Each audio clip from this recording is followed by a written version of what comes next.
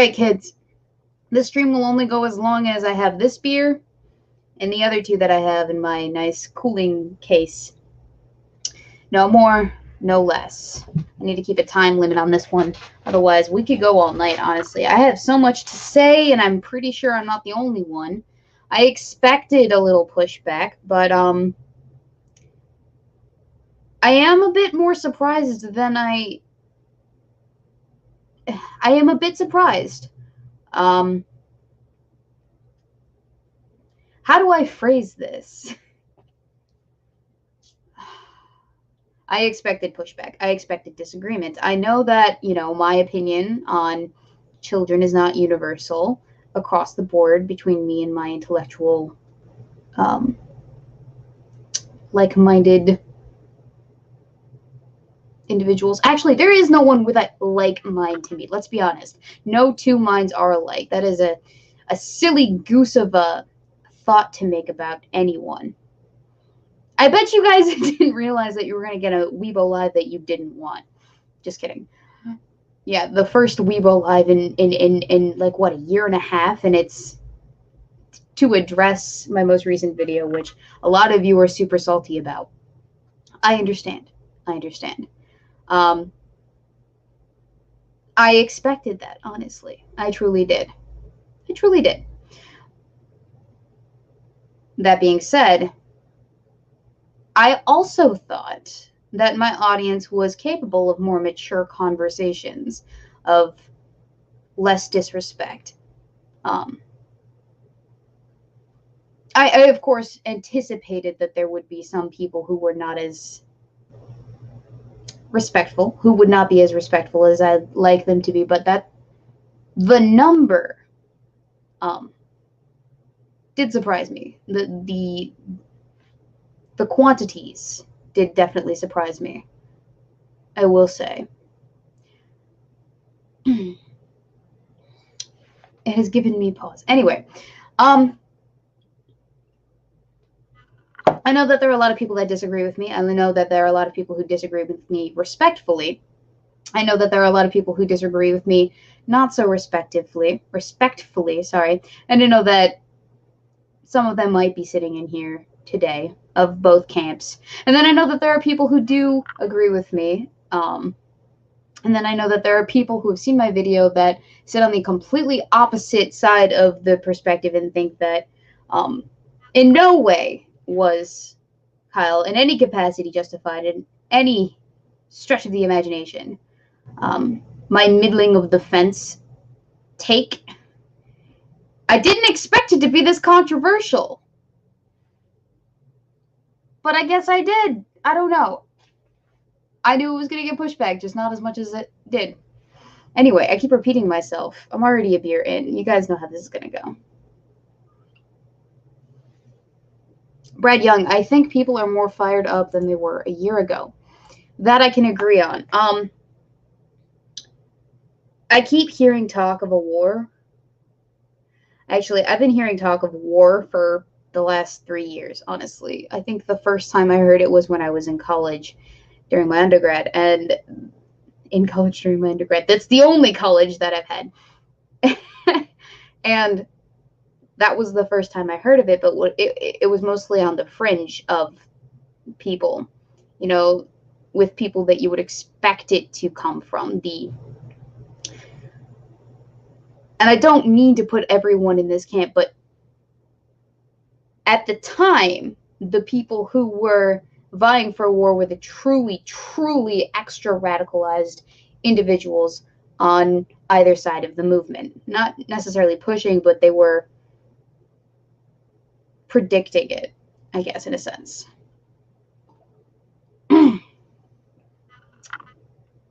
But now it seems that it's almost an inevitability. And I disagree. I disagree that not all hope is lost. Or I disagree that all hope is lost. I think that's how I'm supposed to say that. Yeah. I disagree that all hope is lost. I think that there is still hope that we can turn this train around, because as long as we're not devolved into a complete and utter disastrous civil war, there is still time to turn it around. Even in the midst of a war, you can always turn the tide of war. You can always have a truce. People can always put down their firearms. People can always come to an agreement. That's the beauty of free will, is that you have the power to make your own decisions as an individual. You have the ability to say, not today, and turn around, turn your back on hatred, on bigotry, on violence, on advocating for something that in the end is going to cause a lot more heartbreak and heartache than it is going to rectify any situation.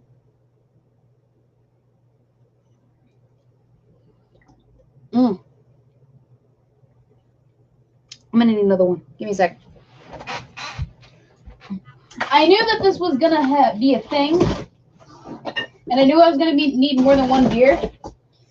So I packed a cooler for this stream, ladies and gentlemen.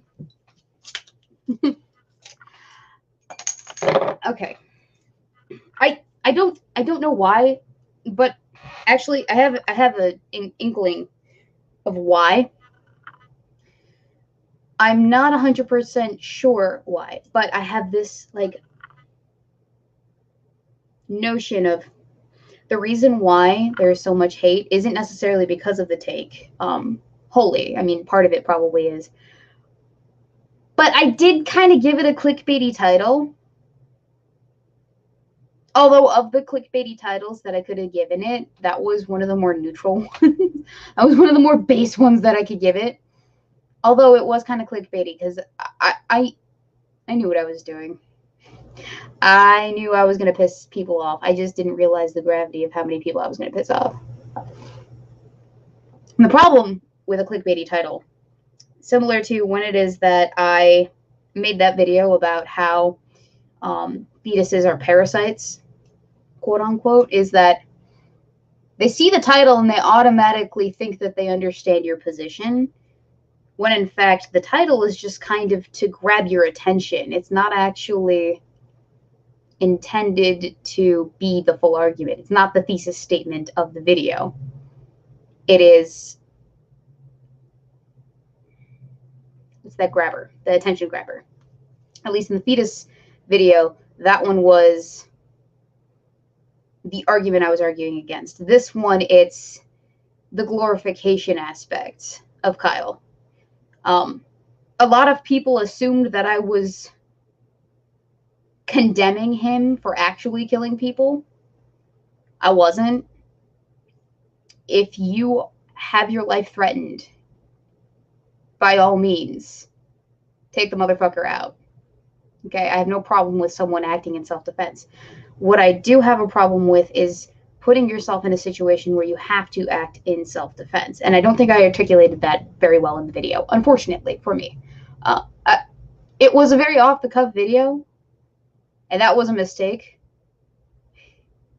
Because with off-the-cuff stuff that isn't live, that I can't just readdress points in, I'm coming off the cuff, and maybe I have a bullet point list of ideas that I want to get across, but maybe I'm not articulating them as clearly as I'd like to, and so things get lost in, I don't know, conveyance from my mouth to your ears, and then the processing from your ears to your brain, and then what it is that you understand me to be saying is difficult. I had to clarify myself a few times in the comments to people who thought they understood but wanted to just double check. And that tells me that I could have been more clear about my thesis. I get it. I get it. I will endeavor to do better in the future. Absolutely. There was only one person who made a direct death threat, and he's on my Twitter if you want to see that comment. And the last time I got a death threat, honestly, it's kind of funny. The last time I got a death threat for a video that I made, it was a few years ago, and it was for the Kang's Saga, if you're familiar with that. So, throwback to that era of my life. I don't know. I get that some people might have been put off by my video, by my request that you stop glorifying Kyle Rittenhouse as a hero, because I'm attacking what is essentially a martyr for you guys. At least that's my understanding of why you're angry. If it's not the reason why you're angry, then by all means correct me in the comments. I'll try to go through. I understand, because that's what you see me to be doing. But I don't feel like I was, at least my intention was not to attack Kyle. Personally, I think that he acted in self-defense. That being said, I don't think that he should have had to. And that is because he shouldn't have had to have been there in the first place, obviously. But also, I don't think that a 17-year-old should be encouraged to go into the heart of what are essentially riots, to join up with militia efforts to combat what is essentially homegrown terrorism. Like I said as much in my video, of course, but apparently it was not super clear. My question is, of course, where are his mother and father? And if I were a betting man, which I'm not, obviously, see boobs. If I were a betting man, I'd say that his parents were probably scared shitless, or still probably are scared shitless, probably super, a mix of emotions, obviously. And Kyle just as well. I don't know for a fact, but based off of what I know about parents, based off of what I know about parenting children that you have a vested emotional interest in, any decision that they take onto themselves that would impose danger unto themselves is gonna cause you a lot of heartache, a lot of emotions.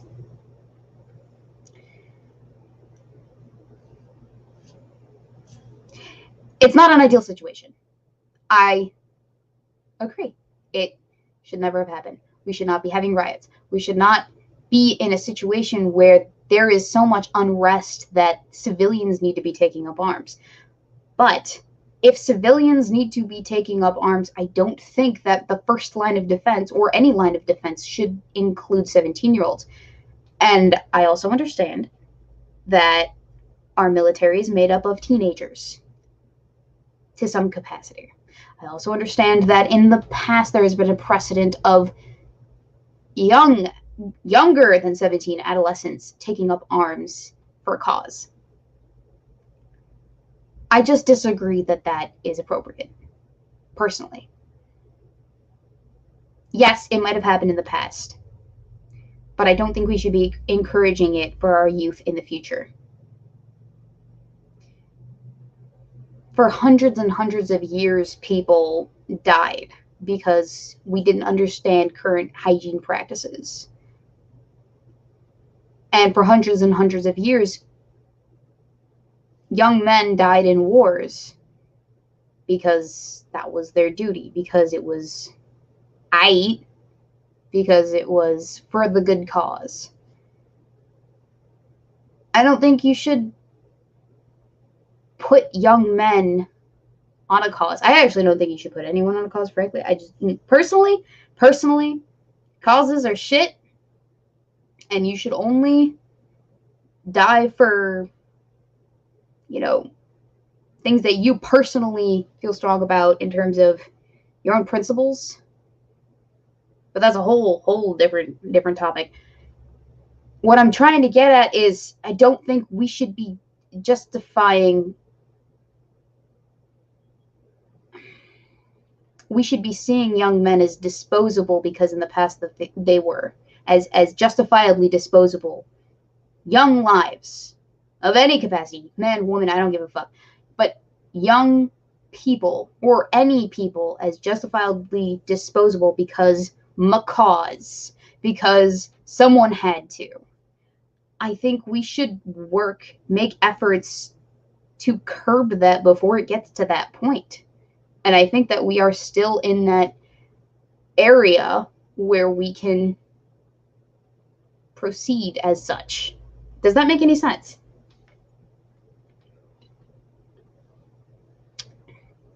I know that people are going to disagree with me on a lot of points. And I did bring up a few of those counter arguments in my video. Of course, some of them were ignored, woefully so. But, you know, I can't really do very much about that. Oh, hello, that's me. I can't really do much about the people that don't want to actually hear out the full argument. I can't. So I won't argue with them. But I do want to hear thoughts from people who detract. I want to address those. I want to wrestle with them by myself, on my own, or maybe on stream. I don't know. I am open to dissent. I'm open to be having my mind broadened by someone who disagrees with me. That's why I'm here. That's why I haven't forbidden comments. That's why I haven't hit anything either. I'm all about that communication. I'm all about expanding my own mindscape of seeing different perspectives. Because that's the example that I think needs to be set for people. I think that above all else is what's going to turn the tide of this convoluted hotcake of a mess that we're in 2020.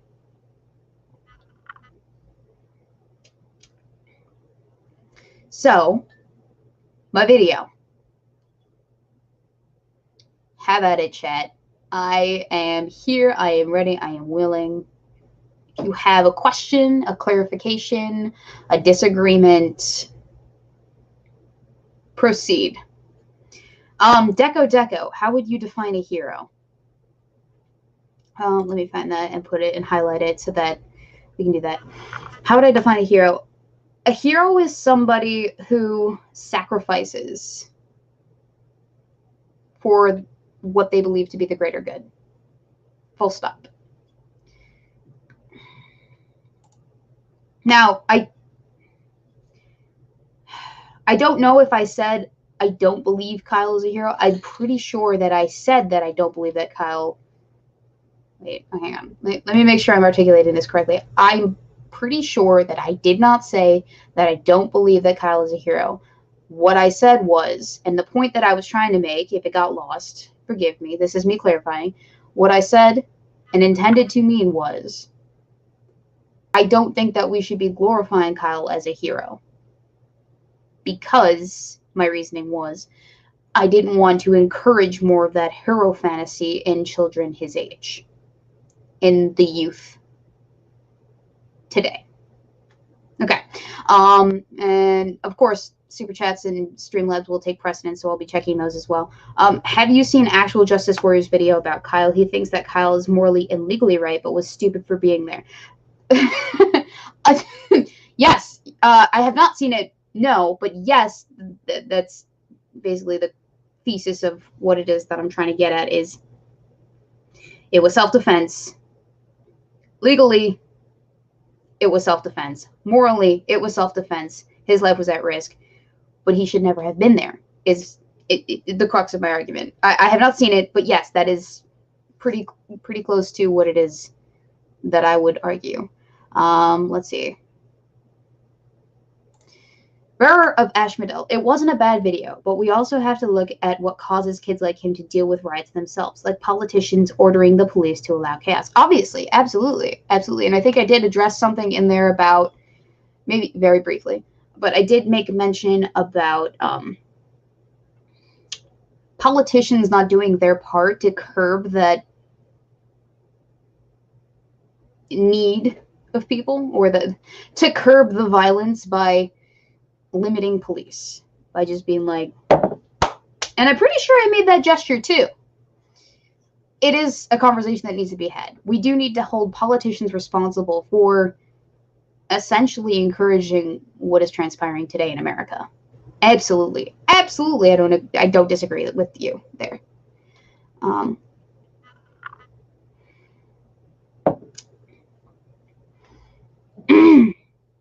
Shio, I'm not reading that. It's off topic. We are doing on topic questions only.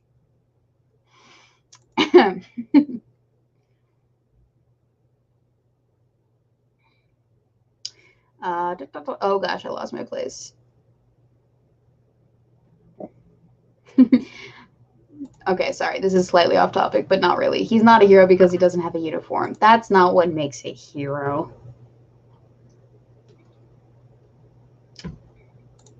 Be junkie. Yes, let's discourage men from acting honorably. Okay. So I'm not saying we should discourage people. What I'm saying is we shouldn't encourage young people. Of course, they're in a perfect world, that would be, a very divisive line of like, oh, well, we're only going to encourage over 18-year-olds, and that thusly only over 18-year-olds are going to take up that mantle of being honorable or whatever. Of course, in an ideal world, that would be the case, but we're not in an ideal world, and that's not the case. So, of course, it's going to be different. But you can limit the amount of glorification that you give to a person of a certain age demographic. You can make efforts to do that. Of course, whether or not they work is up in the air, but you can try at least. At the very least, you can try. Professor Chaos, your underlying assumption seems to be that Kyle was chasing hero status, which doesn't show by the facts. He was asked to assist in protecting the business. He didn't come on his own for fame. Okay. So I don't know if he was there because he was asked to be. My position wasn't that I wasn't acting from a place assuming that he traveled to go there out of his way just to chase heroism. Although okay, hang on.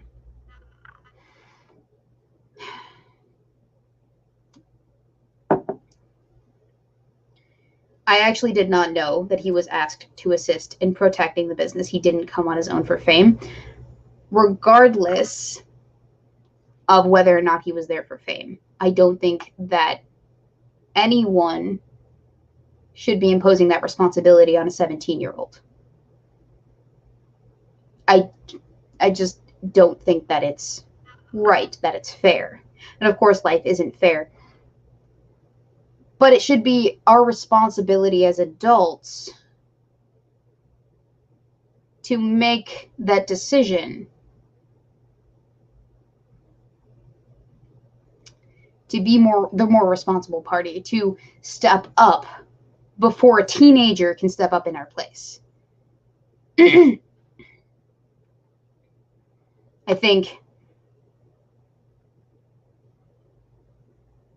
I don't have a problem with people protecting their community. I never have and never will. If you want to protect your neighbor's house, fine. But I don't want that person to be a kid, a 17-year-old. And I don't know if this is directly addressing...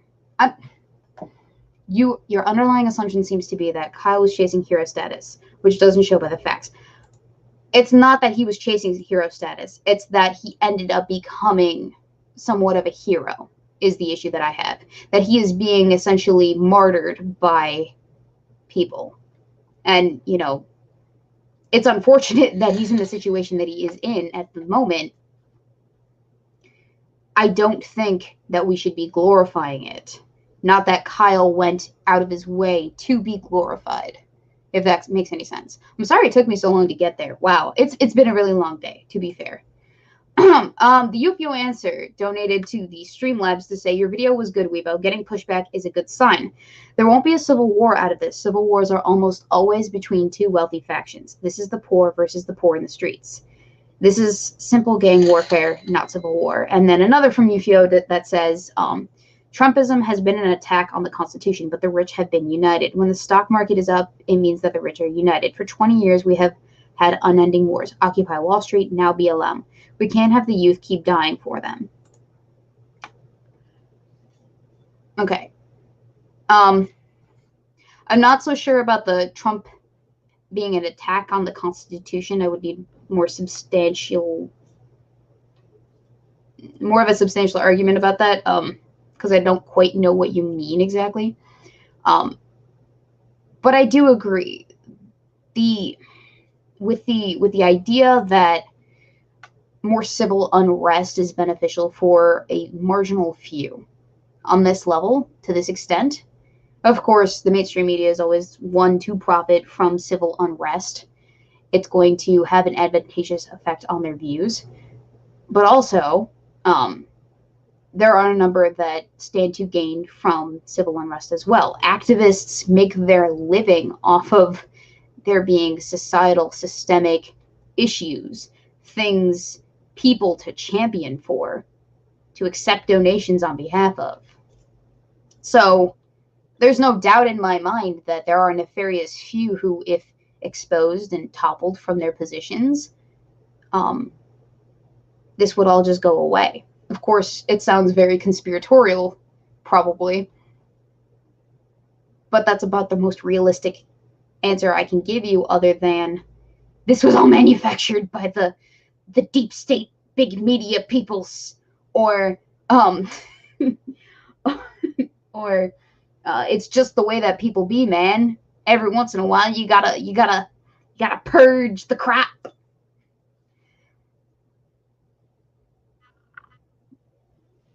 None of this would have happened if people weren't pushed. It was my understanding that at least 10 years ago, maybe less, maybe more, but within my lifetime, we have gone from a state of civil cordialness to where we are right now in my lifetime. That doesn't just happen because humanity is evil, horrible, and on its own, left unchecked, will devolve into something this ugly. Sorry. No. Thank you to Professor Chaos for the donation. Can people stop acting like only the ultra wealthy have a stake in the stock market, and pensions and retirement accounts are invested in the stock market? I raise your hand if you are invested in the stock market. I am, actually. Quite a bit of my retirement is invested in the stock market. It's not a small amount either. Of course, I can't touch it, but yeah, it's something I have a vested interest in. So, can confirm. Brace Jacobson. Kyle has become the right's Greta Thunberg.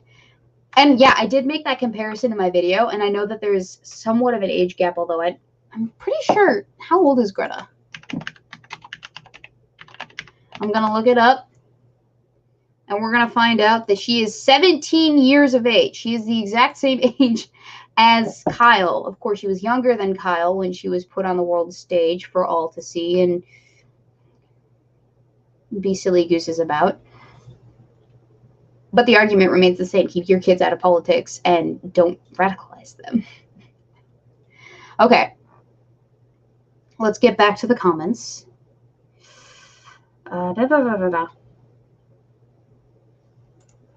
Werner of Ashmedal. With the police sideline, does that make all crime legal, like a real-life Purge movie? Bet someone could make a conspiracy out of it. I swear to God, if all of this is the result of some asshole who wants to be able to murder somebody, but like inconspicuously, I'm gonna have a freaking conniption. Honestly, I want to see questions. Not that I want to be, super like picky about questions, but I do want to see questions from people who are a little bit more detractive from where it was that I stood in terms of ground. There was a guy on Twitter who's super vocal about my position on this and very critical. Okay, super critical about the way that I have articulated my position on this issue. And I, for a second, considered getting him on the air. But I reconsidered it when I thought, one, I don't have another platform to platform him on at such short notice, and that wouldn't be fair to other people to, pull them into what it is that is my shit show, essentially. But two, he made an awful lot of assumptions. And so I think arguing with him wouldn't be nearly as productive as what it is that we're doing right here and right now.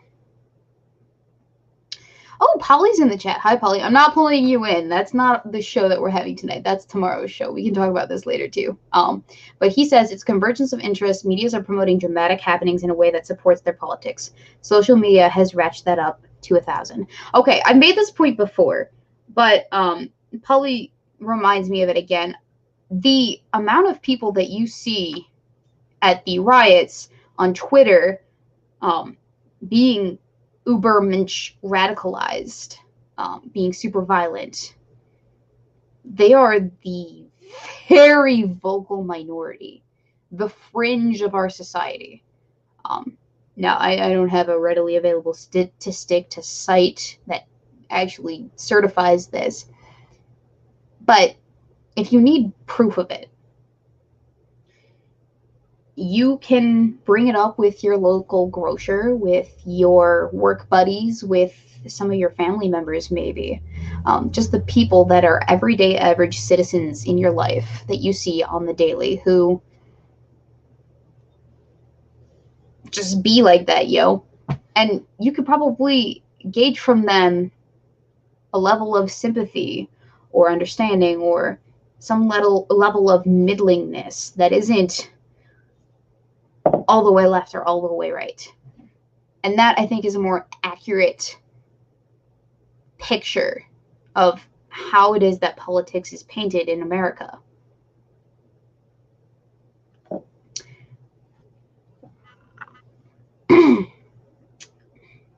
Of course, this is me making an assumption, but I think it's a justifiable assumption. The internet has a tendency to magnifying glass, like the sun on an ant, the worst of itself, which is unfortunate because then you end up with this kind of stuff, at least in my opinion.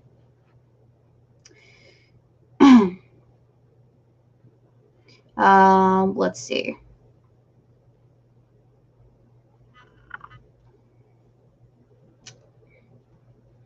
Unholy Reaper, I'll talk to you in a bit. What else we got? Guys, if you have to ask me a question, if you have a burning desire to inquire about a thing, at me in the chat. I will check it. I will look at it. I will highlight it, and we will discuss. You know what's also interesting? Sidebar for a tangent. Or not a tangent, but a related tangent. Sidebar though. From me addressing you guys in the chat. The amount of comments that I got dismissing my opinion on the matter because I was a woman. Very interesting. Very interesting that my opinion mattered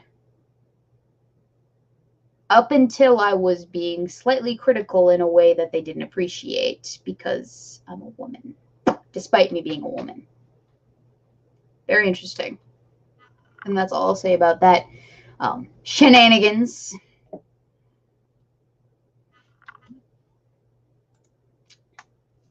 Professor Chaos. Nothing wrong with assumptions. We all have to make them. You just have to be able to be honest about yours and be able to defend them. True, true, true, true. I would append that to also include that you have to be willing to be wrong at times. You have to be open to the possibility that your assumption did not pan out. You also, append, you also have to be able to substantiate where your assumption is coming from. Now, if that assumption is just because you think that a person fits this small little box that you've put them in, whether it be leftist, righty, white supremacist because of skin color, or take your pick, That is not good enough. That is not good enough. That is not good enough. You have to substantiate why you're making that assumption based off of actions and words. And sometimes that can be tricky for people. Very tricky.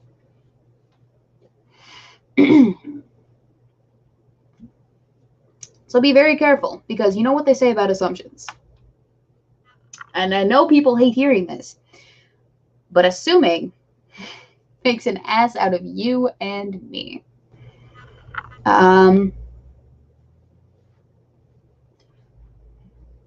What else we got, ladies and gents?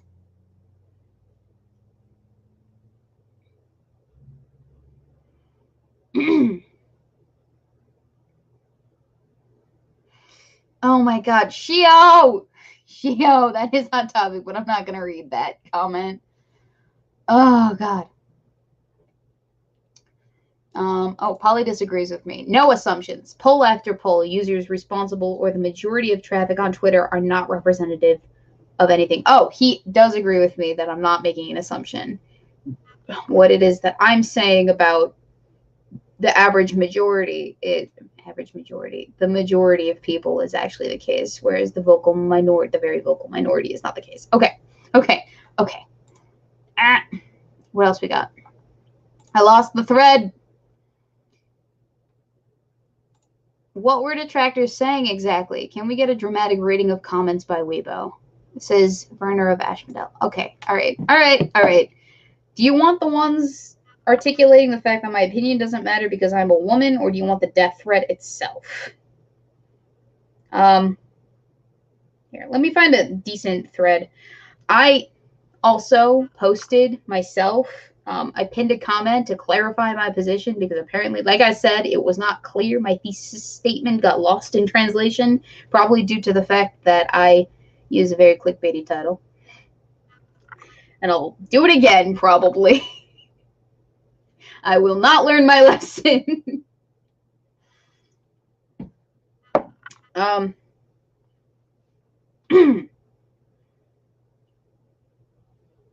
Okay, all right. Let's find one. Oh gosh, wow. Yep, let's do a dramatic reading. If I can't find enough in the actual chat, we will do a dramatic reading. Or maybe I'll save it for a follow-up video. We will see.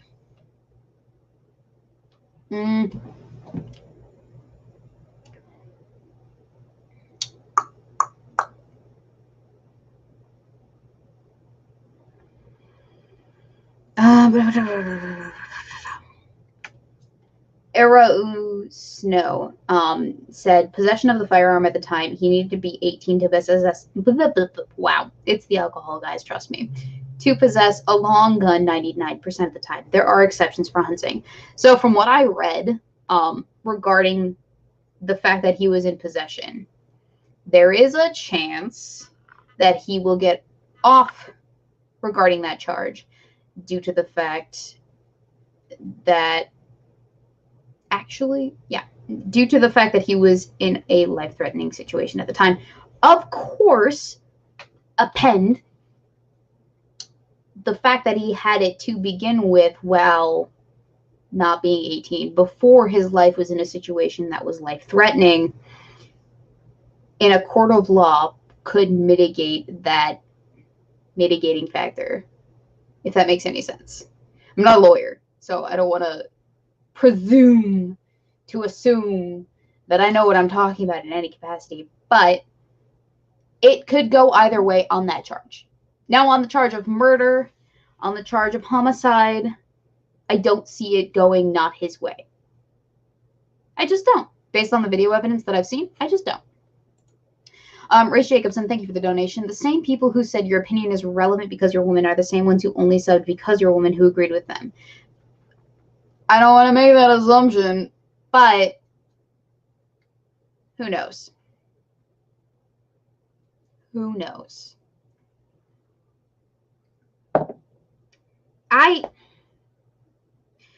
that does bring up an interesting point. The people dismissing my opinion because I'm a woman. Because one of the people did say,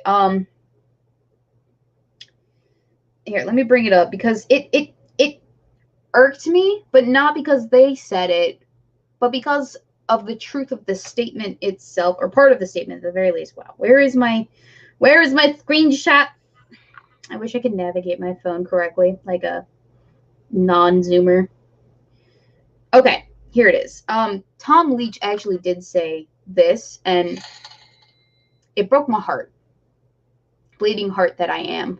Female boobisms that I have. Well, you're a woman, and you didn't live your life knowing that someday you might be forced to die for your country, so I don't expect you to understand.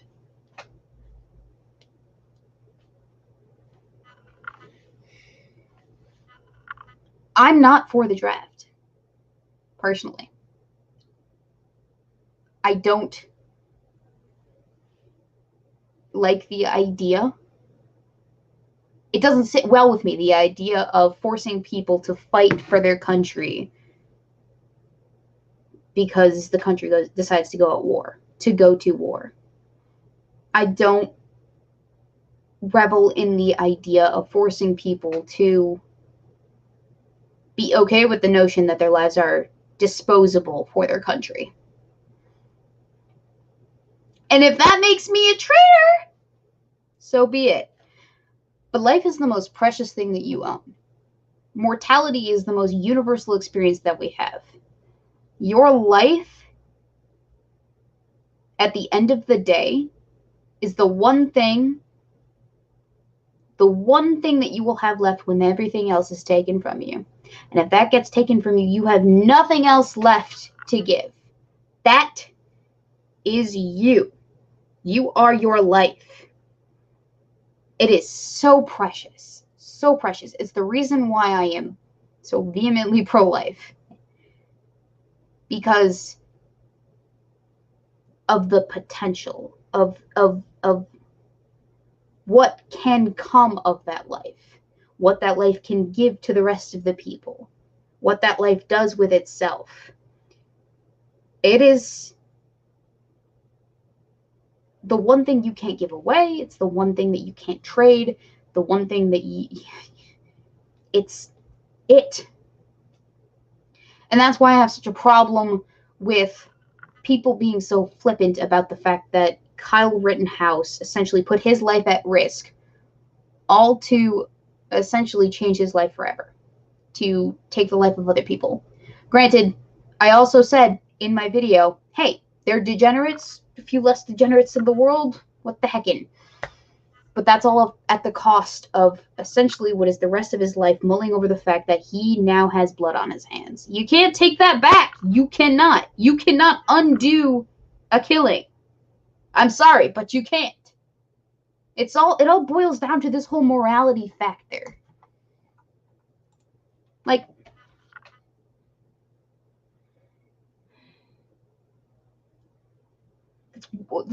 I can't be flexible on that. Not only did he put himself in a position where he might have to take a life, but he also put himself in a position where he might lose his life. And as a person who puts that above all else, like, that's terrifying, honestly. The concept of that. It's the reason why I'm not going to be a police officer. Why I backed out of that decision. The tides turned, and I decided that the risk was no longer worth, it. It wasn't. I look at Kyle, and I see a lot of parallels between himself and myself. If you look into Kyle, there are a lot of posts that say he glorified the police or whatever, and you can see a picture with him in basically what is a junior cadet uniform. You can also find pictures of me in my junior police explorer uniform when I used to be an explorer. That was 5 years of my life that I gave to my department, my hometown department, because for the longest time I wanted to be a police officer. I wanted to do good for my community. I wanted to uphold the law. And then I decided the risk wasn't worth my life. Because there was so much more that I wanted to do. And because the atmosphere within the United States had changed so dramatically from when I started to when I finished, that I was just, unfortunately, I couldn't.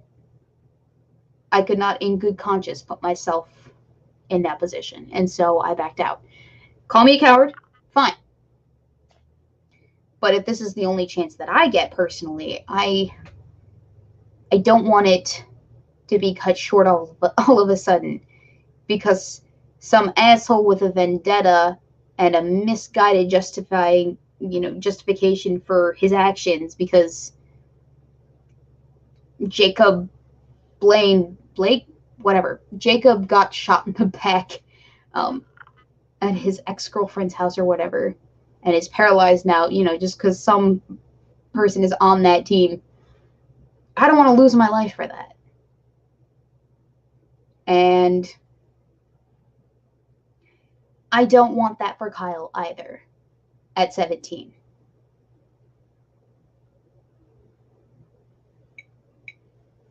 At 18, of course, he can make his own decisions. I'm not going to stop him, but while he's 17, he is his parents' child. He is a minor, even if he can be tried as an adult. It depends on the circumstances, and he has just so happened to enter into those circumstances. Okay, let's get back to the comments, because I'm done monologuing. I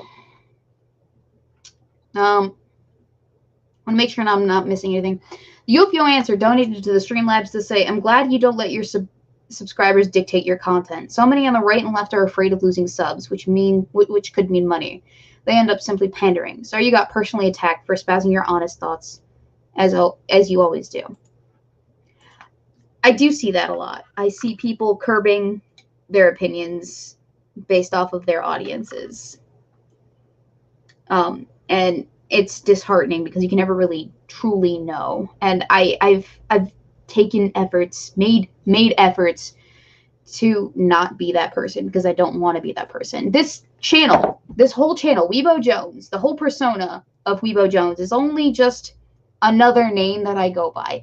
It is not a different person from who I actually am. I am Weebo Jones. Weebo Jones is me. There is no difference between myself when I'm on camera and when I'm off camera, except for maybe if I happen to be a little bit drunk, in which case then of course there's difference between me when I'm drunk and I'm not drunk, and I'm just a little bit more talkative when I am drunk. And I do the dishes a lot more when I am drunk. That's the biggest difference. Side tangent aside, I don't want to be that person that lies about who they are, because that's just so much more complicated than I want to be. I want to be upfront and tell you, this is where I stand. This is the line. This is where I won't cross. And of course, the whole once he turns 18 line is a little bit arbitrary, obviously. But it's the line that I was subjected to for a lot of stuff. So, and at current day, it is the line for a lot of other people and what they're subjected to. But furthermore,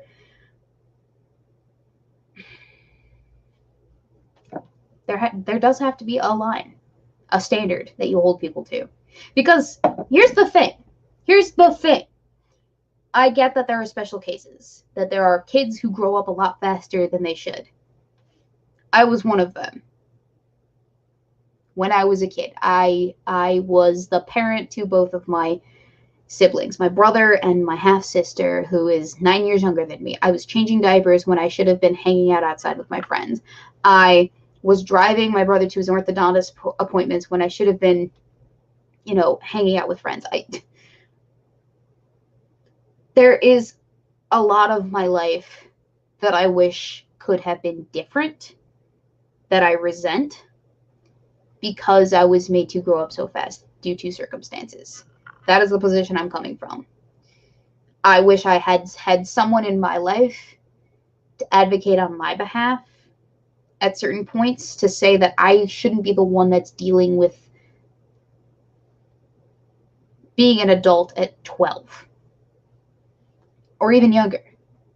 You know, I was the kid that would wake up in the middle of the night, not wake up, but I would get out of bed in the middle of the night at 6 years old and come downstairs to the kitchen where my parents had been arguing for the past 2 hours and tell them to shut the fuck up because my little brother was trying to sleep for school. Okay, I was that kid. I was that kid that had to parent her parents. And I'm not trying to do the whole woe is me thing, pity me. I know what I'm talking about when it is that it comes to growing up too fast. And so youth is precious. And you shouldn't want kids to grow up faster than they should. You shouldn't want that. That's where I stand.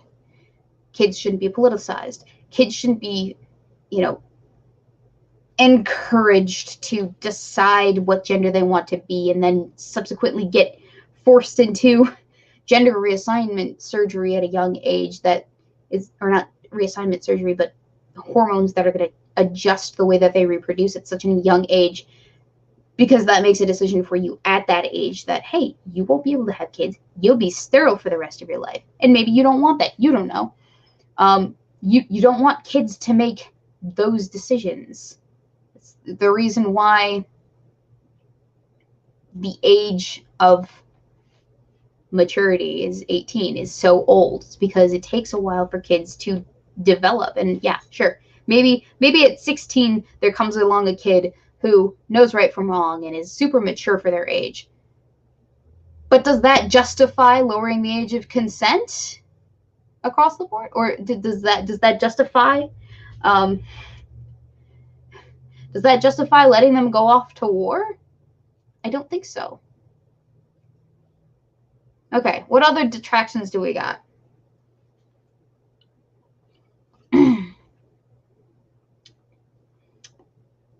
Second beer. We got one more down and then the stream's over. So you got until I finish, not this one, but the next one.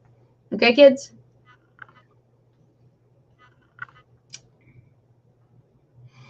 Okay, what else we got? What else we got? Come on.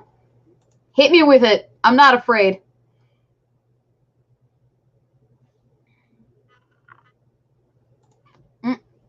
What is your line? Ercole Di Stefano. Okay, so as I said, the 18 line, you know, it's not ideal because obviously it doesn't encompass all of the people that it doesn't cover a bunch of kids who definitely haven't matured by that age enough to be adults, but it is the line at the moment. Perhaps if we could do more research, if we could find out, you know, a better way of determining what the true age of adulting is, that'd be great. That'd be great. I would prefer that. But right now the line is 18. And so that is the line.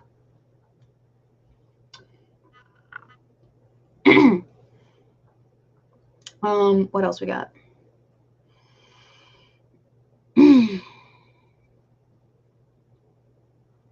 Now, here's one. Bee junkie.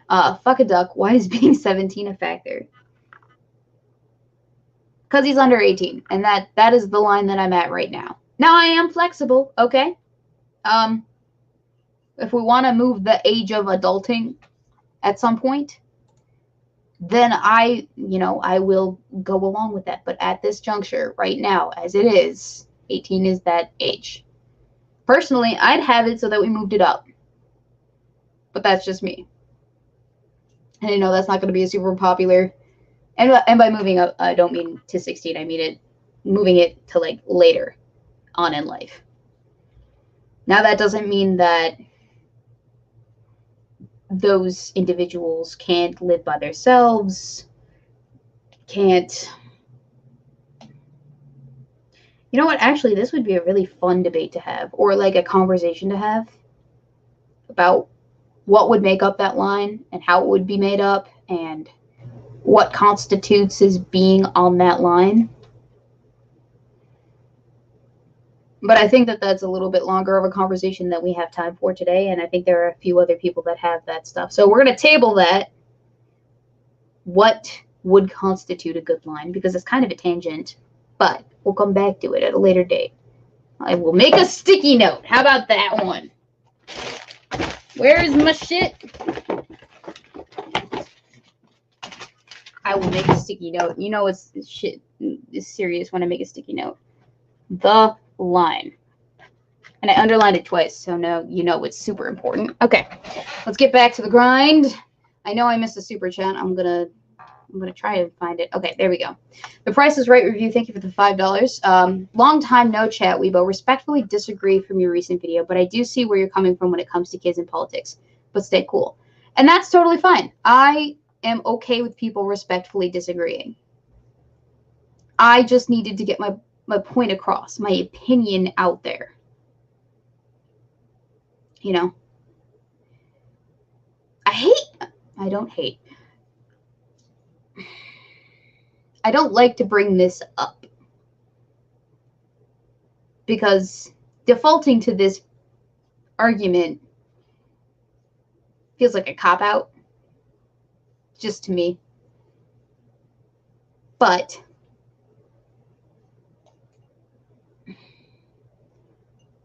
explain to me why we don't. God, I hate that I have to say this out loud, but explain to me why a 17-year-old is allowed to murder, but a 17-year-old is not allowed to film pornography videos. Now, I'm not saying that a 17-year-old should be able to perform pornography. I'm not saying that. I am not saying that. I'm wondering how people wrestle with that kind of logic. If there is someone that wrestles with that kind of logic. And if not, then it's a harmless question. And no feces were hurt. But let us continue.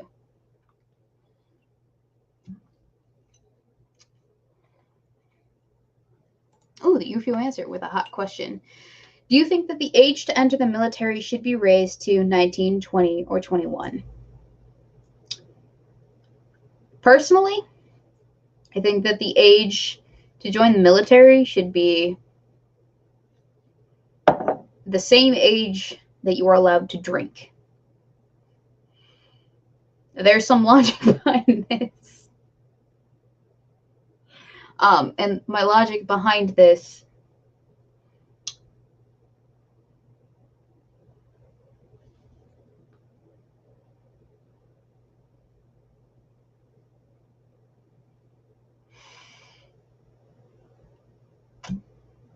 is that if you're old enough to kill a person, you should be old enough to get a little bit wasted. It's you know? Yeah. I don't know why that was such a difficult point to get out, but I think that is the booze talking.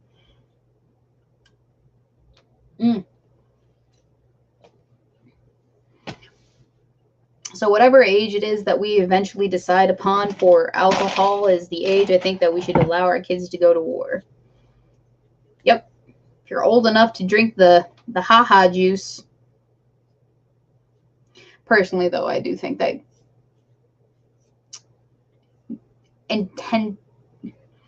seeking out conflict intentionally is just a recipe for disaster.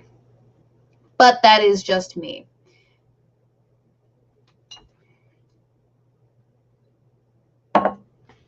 I need more beer. Give me 1 sec. Oh, fuck me. It's cold. I love it. I love it.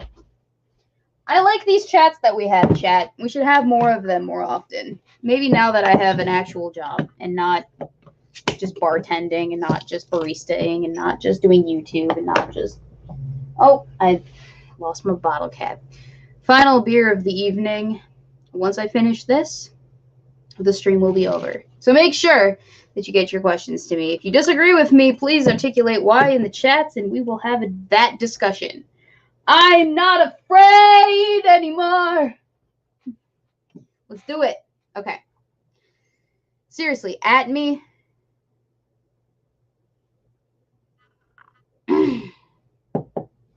At me in the chat if you would like to make a point. Ooh, be junkie with the hot takes here. $10 does. $10 Weebo doesn't know dick about the military and how hard it is to get quality recruits.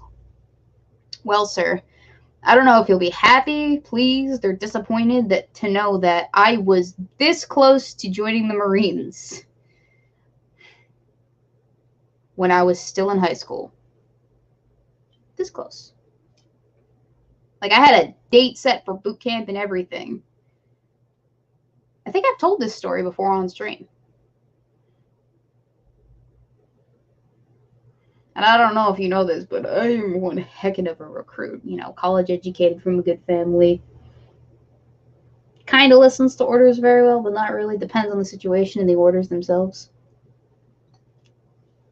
Actually, you know what? I'm not sure what would count as a quality recruit. Would you please enlighten me, B Junkie? I am curious to know. Oh no! It's jizzing.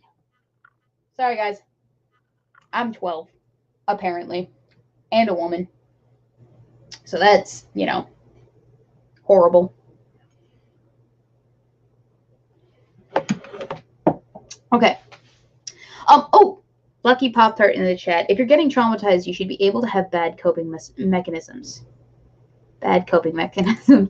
I think that's regarding my alcohol comment about, you know, you making a bad decision, or you making bad decisions with you making bad decisions with the coping mechanisms that you choose, alcohol, at the same age that you're allowed to kill people. Definitely.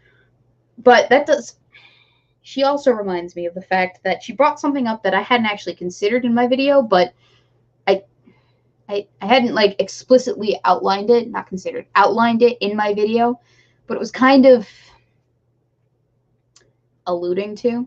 I alluded to a lot in my video the ramifications of what happens after you've actually killed a person.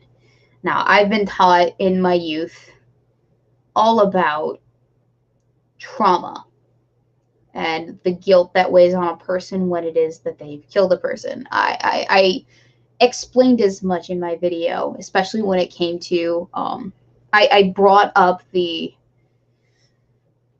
firing squad example as one of those things that has been articulated to me. Granted, I've never killed anybody in my life, but I've been around dead people. I have experienced having people close to me personally who have died. I have witnessed the aftermath of a death. I have seen photographic forensic pictures during my stint as an intern at my local police department of suicides. I'm not sheltered in that way when it comes to death. I've seen it. And it's not something to take lightly. And I would imagine, I would anticipate that experiencing it right in front of you is definitely going to have an impact.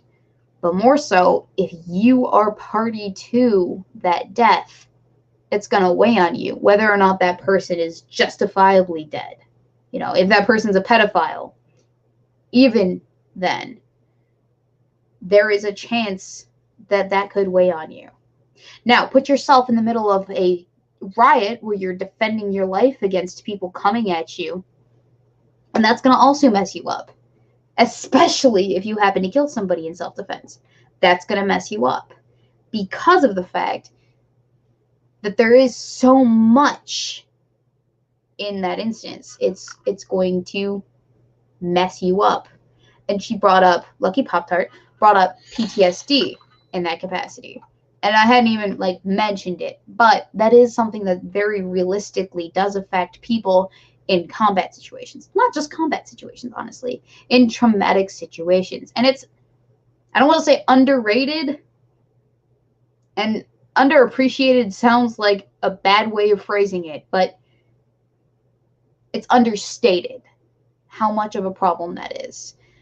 how hard that is to go through from a student of psychology perspective. I wouldn't wish that on my worst enemy. I wouldn't. And yes, I know we've had people playing up the idea of PTSD in recent years to a degree that is slightly ridiculous. Slightly. Very ridiculous. But that doesn't detract from the fact that these scenarios very realistically cause these effects. And that they're hard to go through. And that they take years of therapy to get past, if you get past it. And that they will follow you for the rest of your life. So it's not just that you are delivering that bullet in that moment. It follows you for the rest of your life. It will follow Kyle for the rest of his life. It's not just that he might be charged with a crime and serve time in jail. It's that that will follow him. Maybe. I don't know. Hopefully not. Hopefully, he has the capacity to deal with that on a level that I can't relate to. Hopefully. But if he doesn't, is that really worth a gamble? Okay. Sorry, I should check the Streamlabs. Thank you. The next 6 minutes for the donation. A little more beer money for you. It takes more courage to express an opinion not everyone will agree with. I don't agree with everything you say, but I never have lost respect for you when I don't. Fist bump. I appreciate that, 6. People have expressed the fact that they have lost respect for me, and that's fine. That's fine. I don't care. I am here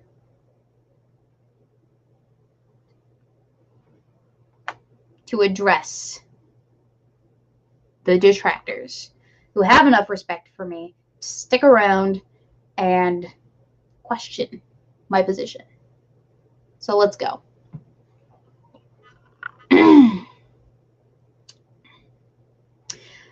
I will say this. Thank God I've never actually had to take a life, because I don't want that burden on my soul. If I have a soul. I don't know. Ginger and all that. Okay, tangents aside, what else we got, ladies and gents?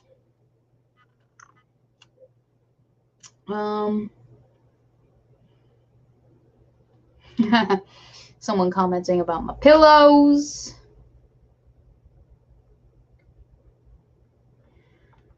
The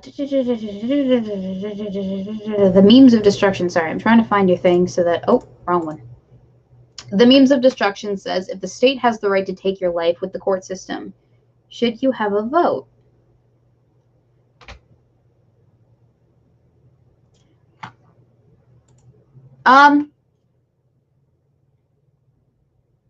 That's a tricky one, because personally I don't actually believe in the death penalty. I know. Horrible hippie that I am.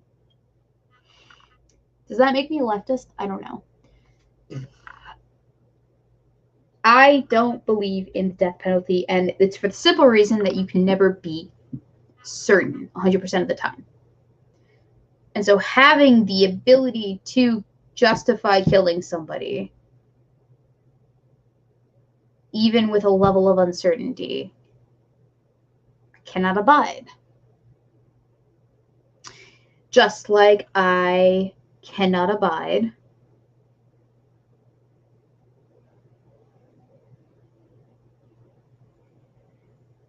killing a fetus with the uncertainty that they may or may not have a genetic disability. Killing a baby in the womb, if that makes any sense.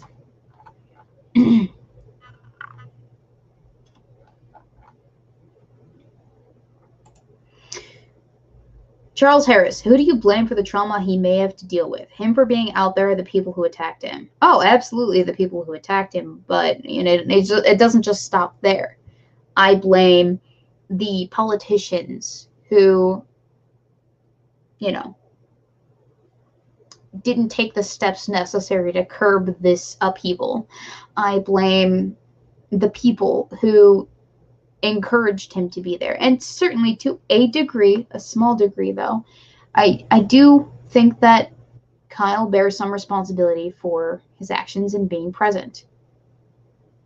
If he is traumatized, it is because he, in part because he put himself there at that time. And I know that's not going to be a very popular opinion. But you do have to take responsibility for your actions to some degree.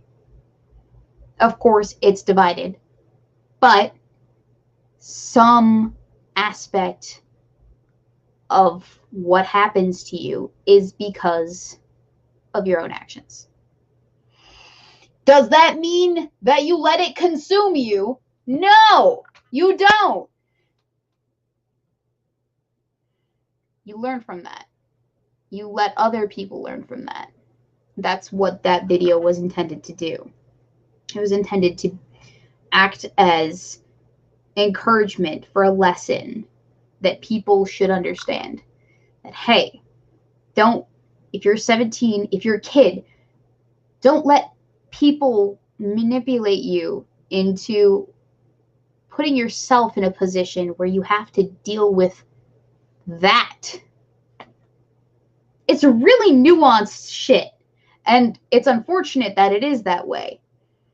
Because a lot of things get muddled and a lot of shit gets meshed.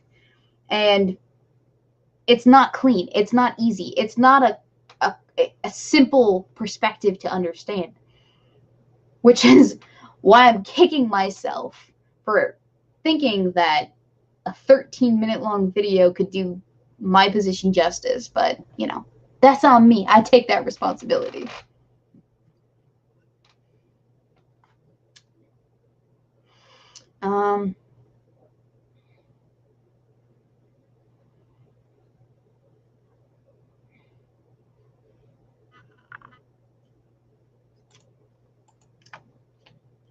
If it happens to someone you love, you may be for the death penalty. Just saying. Yeah, I might. And that's why we have systems in place. Justice systems in place.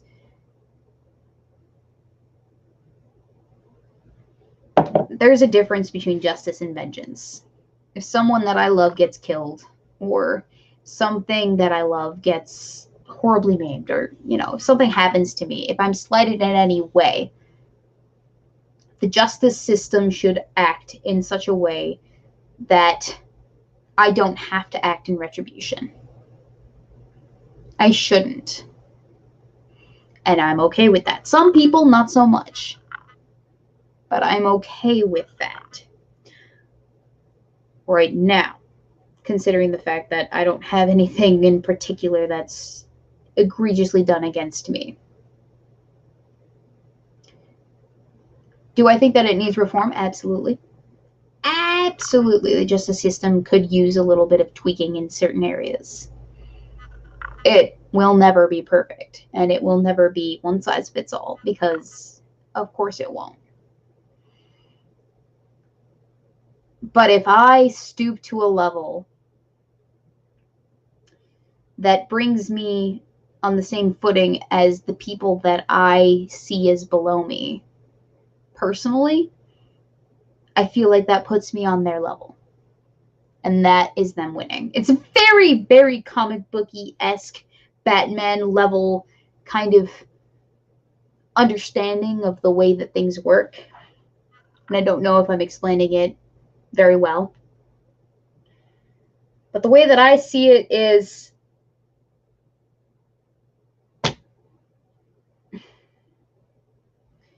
retaliatory behavior doesn't really, directly retaliatory behavior doesn't breed much success.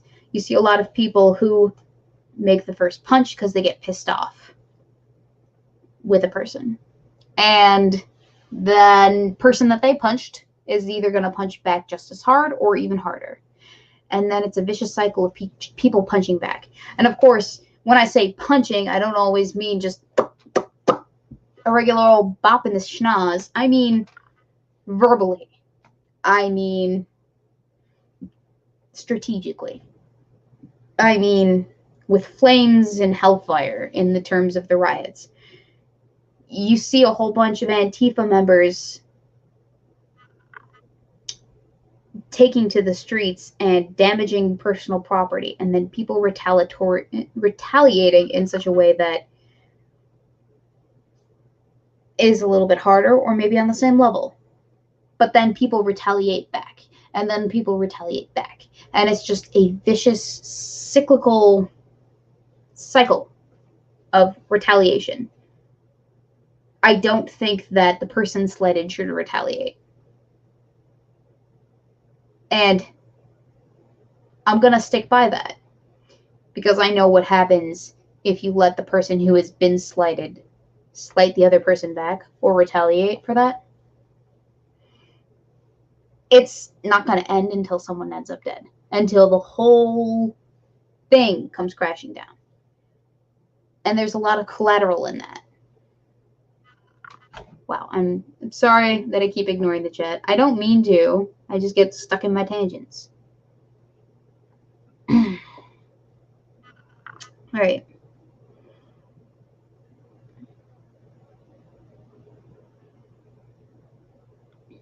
Charles Harris. She's right, regardless of how noble, right, or just any choice you make may be. You are partially responsible for the results of that choice. Yeah. Thank you for summing up what it was I was saying in such a succinct way. Appreciate that.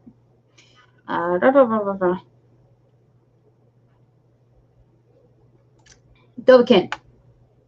The death penalty.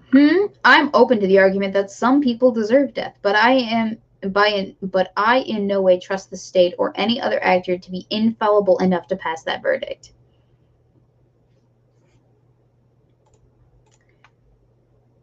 That's why I'm not for the death penalty.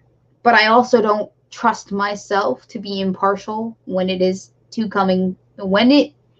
me doling out punishments towards another person who has directly slighted me, that is. Which, you know, is my justification for not doing debates on my own channel. Which is my justification for having a third-party person tell a story. Which is my justification for the he said, she said thing. Like, my position when it comes to sexual allegations. You have to have, well, not actually, it doesn't really, how do I explain? My justification in this case has to do with the evidence as a whole, not the perspectives of the individuals so much. So if there are screenshots of text messages that can show me a narrative, by all means give them to me. If there are physical evidences that can persuade me of another perspective, give them to me. If there are previous issues with a person regarding that behavior, give them to me. That all weighs on my decision. Not so much the he said, she said narrative, the third party perspective, whatever that may be, if it's the circumstantial eyewitness or otherwise evidence, give it to me, because that's probably going to tell you a better truth than either of the people can. They always say there are three people in every argument, or there are three sides to every story. There we go. His side, or one person's side, the other person's side, and then the truth. And I firmly believe that, because people lie, people misconstrue. Maybe they don't do it on purpose, but they do have a bias towards themselves and their own self-preservation. Unfortunately. You can't really trust a person to be objective when it comes to their own self-interest. You might have someone who goes full Spock, but you can't know that. You can never know that.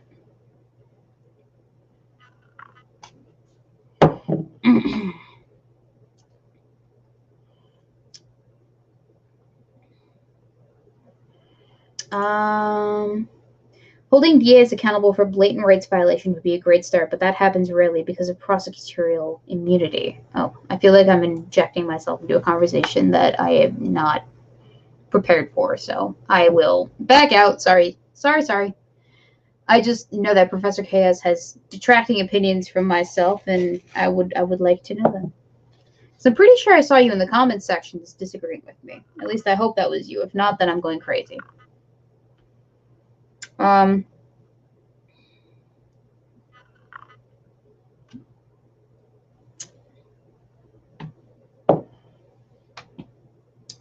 Who else we got? I got half a beer left, ladies and gentlemen. All right, you know what? We're going to take a slight break because I really got to pee. And then when I come back, I'll read some of the comments from the actual video. Some of the golden nuggets. So I'll be right back. I will pee fast. I pinky swear. I can talk to you from the bathroom, I think. Hopefully you can hear me. Pee, that is. Oh, this is such a great time. I'm the best streamer ever. You hear that? That's the sound of the Stella passing through. I hope you guys know this is what I do when I'm home alone, which is what I am right now. Can you hear me? This is the most professional stream I've ever put on, guys.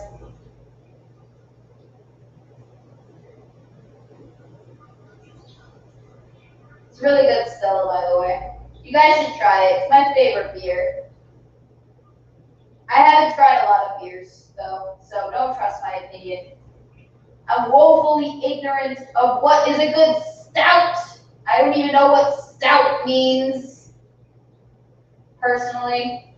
If someone could educate me, that would be great. You know, for my 22nd birthday, I was supposed to go to a brewery. But that did not happen because of COVID. So, fuck! It's been a wild ride. I wonder what's happening in the chat right now. Wow, that's a lot.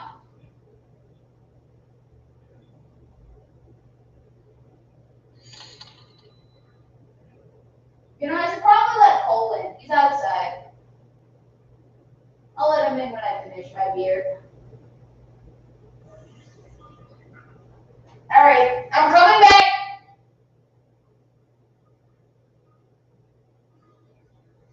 Never mind.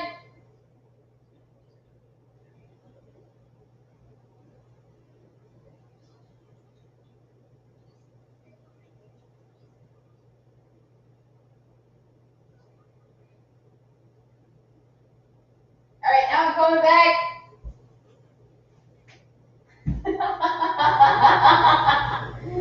Oh, fuck.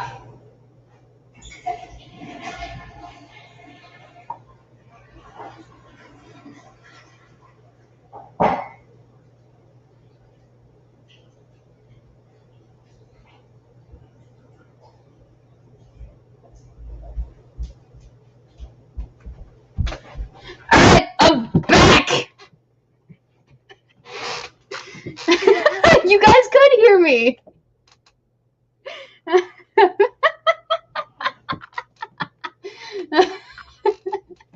Oh, God.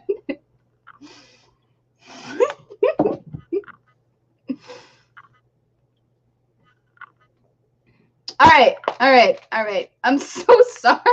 I really had to go. And there was so much. Also, I had to wash my hands because, you know, hygiene. It's important. Okay, at least we can have some levity. Oh, God. Yeah, so if any of you were having trouble with your yoo-hoos, apparently Stella is the way to fix that problem. Whew. Okay, all right, let's read some of these lovely comments that I got. Was that really 20 seconds? That felt longer than 20 seconds.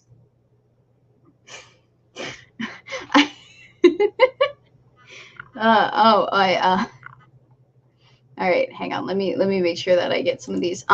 You can share interests with other people and make decisions on what's best for you and your people. Thank you, John Jay. Yes, I agree. You can, absolutely. You can make a decision on what's best for your community. 100%. 100%. And still disagree. Race Jacobson for 2 says bathroom yodeling. And this is I didn't bring my phone with me, so I couldn't actually tell if you guys could hear me, but I'm glad you did because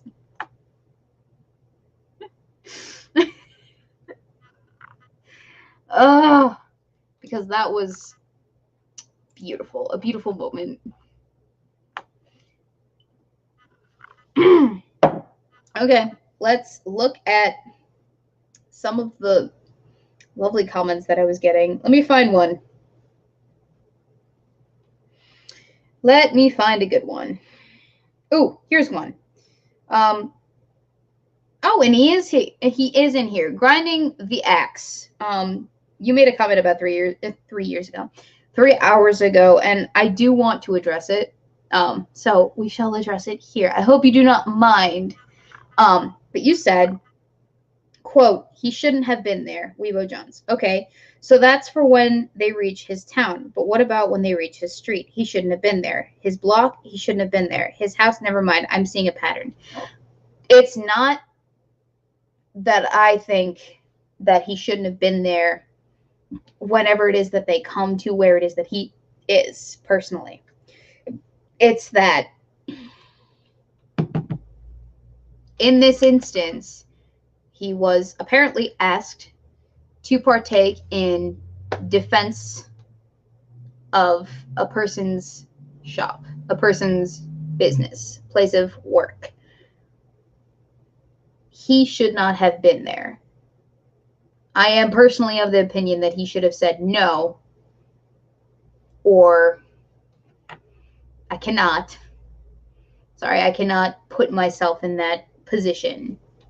Of course, I don't expect him to say that, but I do expect other people, adults specifically, to discourage that kind of a behavior,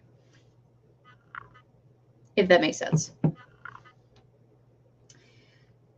So yes, defend your home turf, defend your community, but don't go out of your way to put yourself in those positions, is the crux of my position.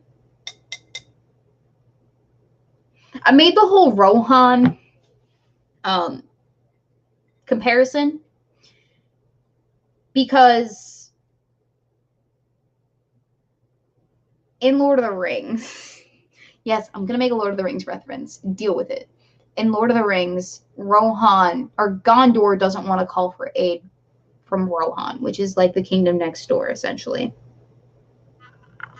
But I think it was it Pippin? Pippin, and this is strictly the movies. I'm not there yet in the books. I'm working on it. But Pippin, he lights the beacon, and the beacons get lit across all of Middle Earth. Eventually, they end up in the vantage of Rohan, the king of Rohan. And so the king of Rohan goes, the beacons are well, not Rohan, but Aragon. He says, the beacons are lit, and then Rohan calls for aid, and essentially Gondor calls for aid. Rohan goes out to aid Gondor. They go out of their way to help them against what is essentially Sauron's forces, dark forces. They go out of their way to help. I don't think that Kyle should act like Rohan in this situation. I think he should act like the women and children of Rohan and stay behind. But that's my opinion. That is where I stand on this. And apparently it's pointed out that it's because I have ovaries that I have this opinion. And that might very well be. But remember, the women are the ones that do the childbearing. They do all the heavy lifting when it comes to producing that kid. They better get a say. Just saying. Just saying. All right, what else we got? Let me find a shorter one.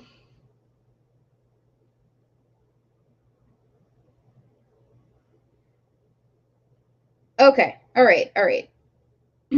Oh, this is slightly less than shorter, but it's good enough, and it makes a point. I don't know about the secondary comment, but he said it was Errol Flynn swashbuckling from 4 hours ago who said, "I enlisted at 17, and you're being protected by thousands of teenage soldiers as I speak. This video is absurd, and so is your wishy-washy opinion." So I asked him to explain how it was wishy-washy, and so we're about to find out how my opinion was wishy-washy. It's easy for you to sit there and judge a situation from the luxury of your pampered environment like a sheltered little kitten, but lady, you obviously don't know a damn thing about the real world. That's why your opinion is a bunch of wishy-washy hogwash.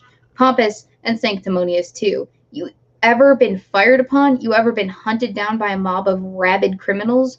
Do you know how it feels to be outnumbered by a mindless rabble of deranged maniacs? How about you leave your ivory tower and get a taste of reality? Then you'll understand. No, I have never been bear down upon by a rabid pack of maniacs intent on teaching me a lesson because of my skin color. I have never been faced with the possibility that I might lose my life. And until this week, it's probably a safe bet that Kyle never has either. That Kyle has never had to come across what it is that he's experiencing now. It is a safe bet to assume that Kyle is currently in the most unique position that he has ever been in his entire life. Something that not one of his peers has ever experienced. Remember, he's from Antioch, Illinois, right? Antioch? Not a far drive from where it is that I live, ladies and gentlemen. Like I said, Kyle Rittenhouse and I have a very similar life experience, most likely. Just saying. Just putting that out there. Just articulating that fact. Yeah, I may not have ever been shot at, but probably before you went into the military there, buddy, you probably have never been shot at either. And you probably have a lot more combat training than Kyle Rittenhouse ever will. To be fair.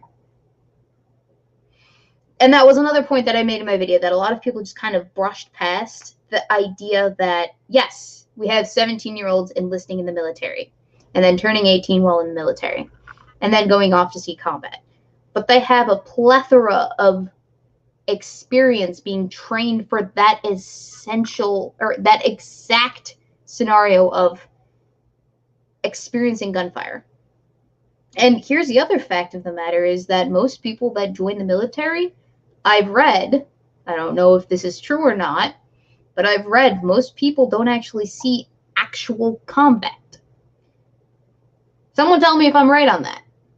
Someone in the military or who was in the military, tell me if I'm right on that. I genuinely want to know the answer.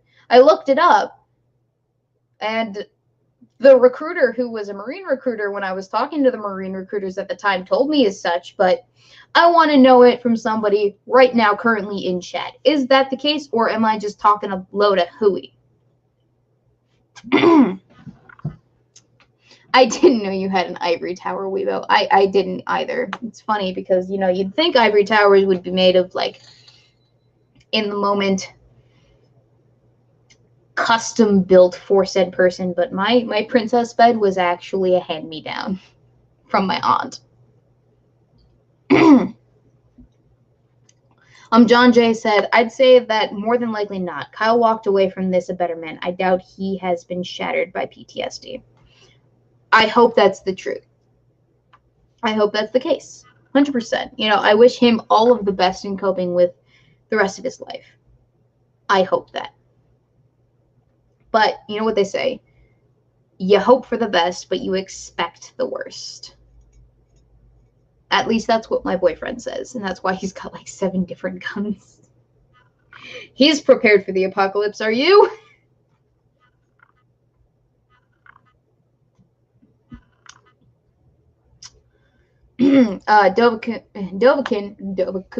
Kun. Sorry, drunk. I don't get why people are so up in arms. If I understand, you're not saying anything about adults defending their lives and property with deadly force. Just that teenagers shouldn't have to do so. That was my point. That adults should not impose that responsibility on teenagers. We shouldn't glorify it so that teenagers are encouraged to do that. That was my whole point. But I think we have another case of too long didn't read. I'm just going to base my assumption off of the title, which apparently is a super big problem on the internet. I wouldn't know. You prepare for the worst, not expect. Thank you, the UFO answer. I appreciate that.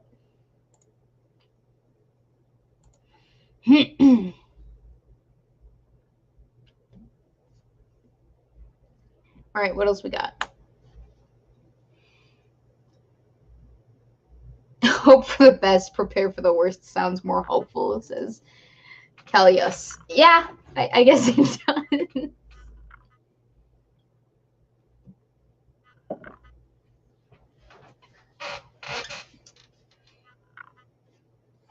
Personally, I don't think anyone who grew up in the United States, with exception to those who lived in some of the most horrid states of being in our society. So I'm talking like the worst sides of Chicago or Detroit or what have you. But for the most part, I would venture a guess that those people in the United States have not had to toil with coming under fire truly. Have not prepared for that. And I'm okay with that. I'm okay with the fact that they haven't had that many hardships. I'm okay with the fact that I haven't had to, experience gunfire IRL. I'm okay with that. 3 cheers. I don't want that for another person. That's not a bragging right to me. That is an unfortunate circumstance, at best. John J., thank you for the donation. In your video, you made a big deal about the guilt he might feel. I think that the main reason people are disagreeing with you. I think that's the main reason people are disagreeing with you. I agree, though, that at this point, we shouldn't interfere with these riots. I didn't get the impression that guilt, my emphasis on the guilt, was the big issue. I had a lot of people assume that my position was that wholesale Kyle wasn't in the right, when, in fact, personally, I thought that he was in the right when defending himself. It was just a matter of being in the situation in the first place that I had taken issue with. I did have someone call me a victim blamer for that. And while that terminology carries baggage, at heart, it is the truth. But it's not the worst thing in the world. Victim blaming, to me, at least in this case, is akin to holding a person responsible for their actions to some degree. That shouldn't be something that we don't adhere to. Just like if a woman doesn't take every single step possible to protect herself against, assault in the middle of the night when she's walking home alone, then it's a learning experience. Next time, carry pepper spray. Next time, don't walk home by yourself. Next time, put your keys between your fists. Next time, etc., etc. It's not victim blaming. It's more so, hey, learn from this thing so that in the future this doesn't repeat.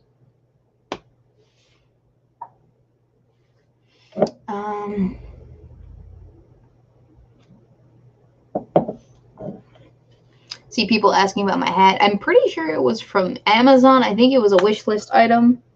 The Marvel hat. I think one of you guys got it for me at the very least. I know that. Be junkie. I think Dweebo, sorry, is an expert in assuming other people's experiences and thoughts. Not an expert, but I can make a reasonable assumption based off of precedent that has been set for me. So what I mean by precedent is in research that I've done pertaining to trauma, regarding, well, just trauma in general, but specifically, I have heard tales, it has been emphasized to me, about the realities of wartime experiences. Shell shock used to be the name of what it is that we call PTSD. And it was such a prevalent issue that there was an entire chapter on it when we were learning about it in grade school. And it ingrained itself so deeply into my mind that it still gives me pause when it comes to would-be traumatic scenarios in my day-to-day life today. It makes me second guess the idea that war should be an option that we seriously consider. I don't think that a person's mental health is worth the risk that trauma puts it at. Not everyone is as strong as our strongest link. There are weak links. And then there are people in between. And those people in between are the ones that I'm seriously most concerned about. Because while they may not be the weakest link, they do experience the faults that being human presents with. No one is perfect. No one is impenetrable, immortal, essentially. No one is invincible or invulnerable. And as I've grown up, I've learned that. I've come to learn that. I used to think that, nothing could hurt me. That 4 hours of sleep a night wasn't a big deal. That it wouldn't do anything to me. That, eating shit wasn't a big deal. And then the years passed, and physically, those things started to take their toll. I'm more tired now than I used to be. Probably because I get less sleep than when I used to get only 4 hours a night. Or what have you. But as you get older, you believe yourself to be, or you start to realize how vulnerable to your own body you are. When you're a kid, you think nothing can hurt you. And then all of a sudden, one day, you are bamboozled by the reality of mortality. Maybe your grandpa dies. Maybe someone that you know suddenly winds up dead because they had a car. Maybe someone that you know personally from high school that graduated with you in your class winds up dead because they had a heart attack a year and a half ago. And you attend their funeral with people that you went to high school with. Everyone's crying and it's a big deal.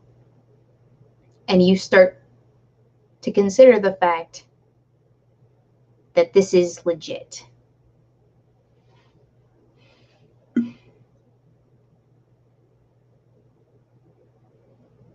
Sorry, I'm giving a lot more away than I intend to. But yeah, Weebo's been contemplating her mortality a lot more than she usually is in the last 2 years.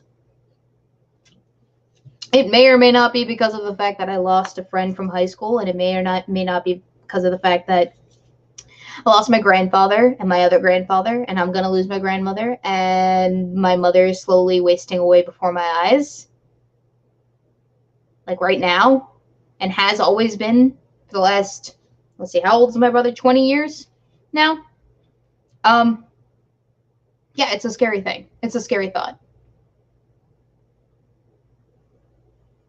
I've been coming to terms with it. So it's kind of impacted my content a little bit, I will say.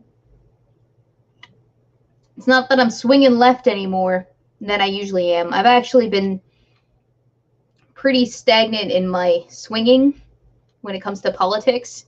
I haven't swung right. I haven't swung left. I've always been where it is that I am. And I'm not going to specify exactly where because, of course, then people are going to start making assumptions. But I've always been where I am. It's just people kind of gravitate towards the other sides. Sorry, tangents aside. John J. donated to say the West is dying. We may need to get to the point where going out like Kyle becomes absolutely necessary. I don't disagree that you should take the steps necessary to ensure your own protection in your own life, in your own home, on your own experience. That's why I went out and I got my concealed carry. That's why I'm going to go get my concealed carry license. Yeah. Definitely you should be prepared for anything and everything. I don't disagree with that. All right, I'll try to make it last as long as possible, but this is the third beer, and this is about how much stream you have left. So if you have any burning questions for me, please do so. Ask in the chat. We are currently talking about my latest video and all of the things that people have issue with. I don't mind discussing sensitive topics, things that are disagreements. I'm not sensitive like that. Please, fire away. I have no shyness.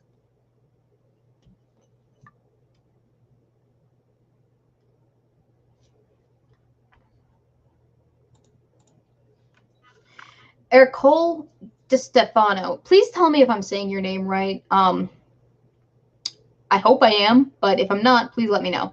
You are a full-grown woman by the standards of the previous century, and this one too, now that you think of it.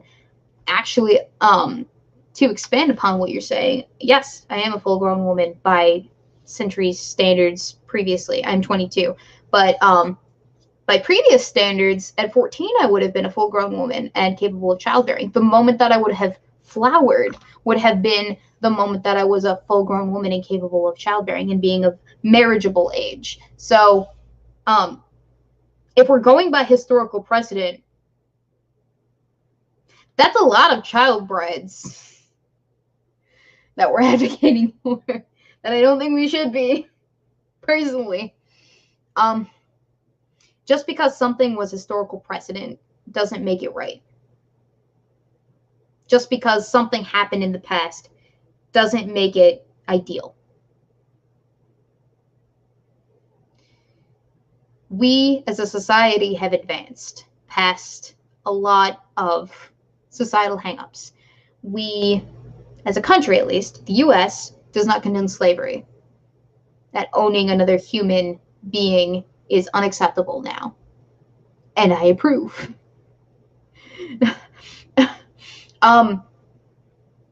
The idea of child exploitation at such a young age, vastly advanced. No longer do 14-year-olds get sold off to marriage with a 40-year-old with a sum to their parents given in exchange.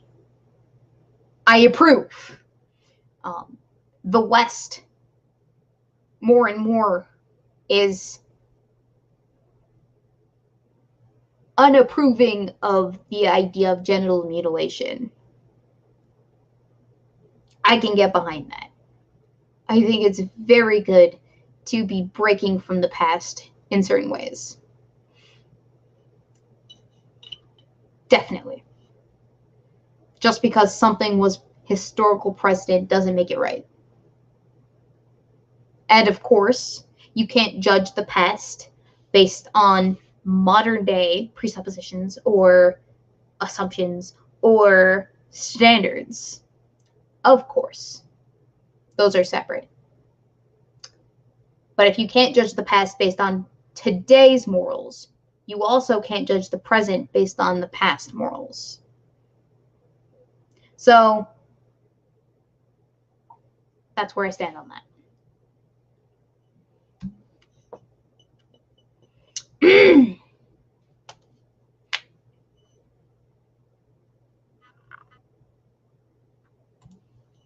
change to 18 as age of consent was to try to keep girls in school to get a full education before having kids.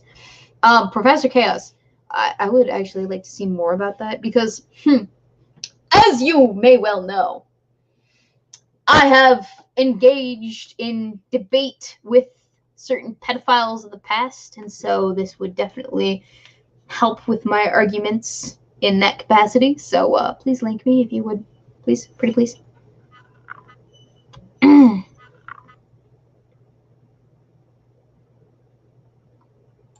Dovakun said a bit earlier we talked about how to dispense justice and punishment. ContraPoint just released a video on the subject. Can recommend. Can you link me, please? And thank you. I don't usually watch a lot of ContraPoints, but you know, if you personally if you are personally suggesting a video, I would be happy to give it a gander, if you please. Thank you. Woo. John J. posted to say, "You are the cutest e-girl. Please dog whistle the National Socialist. You would make a lot of money." I don't want to. Sorry. But no. I will not. Cheers. Okay, I'll give you guys the rest of the 9 minutes so we get a full 2 hours out of this stream. I finished the beer, but you guys have been just so darned receptive to my ramblings. I got 9 minutes of rambling left in me. Okay, 8 and 15 seconds. How about? Is this acceptable, ladies and gentlemen? Please tell me. If not, I will leave. Excuse me. Woo! You know, after this, I'm probably gonna have like 2 more beers and then work on the Thought Patrol a little bit more. I have a Thought Patrol. I hope to get it out to you by 9/7, the 7th of September. But, you know, shit happens. We'll see.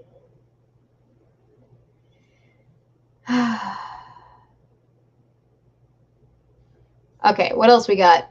Got 8 minutes and 30 seconds to ask me all of your prying questions that pertain to this topic.